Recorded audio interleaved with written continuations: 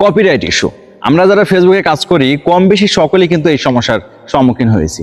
আর এজন্যই মনে হয় ফেসবুকের নতুন আপডেটে আমাদের জন্য কপিরাইট চেকার নিয়ে এসেছে ফেসবুক।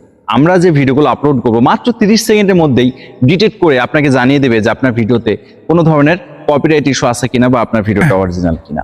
তো আপনি কিভাবে আপনার কপিরাইট চেকার এই অপশনটা এনেবল করবেন চলুন দেখে নিই। তো আমি খুব সহজে আপনাদেরকে দেখিয়ে দিচ্ছি। এর জন্য আপনি প্রথমে যখন রিলস আপলোড করতে যাবেন, এরপর আপনি জাস্ট আপনার গ্যালারিতে যাচ্ছেন, এরপর আপনার একটা ভিডিও সিলেক্ট করে নিচ্ছেন, এরপর আপনি নেক্সট বাটনে যখন ক্লিক করতেছেন, এই যে এখানে দেখতে পাবেন কিন্তু লেখা রয়েছে কপিরাইট চেক। এই যে আমি আপনাদের দেখিয়ে দিচ্ছি কপিরাইট চেক, জাস্ট এটার উপরে আপনাকে ক্লিক করতে হবে।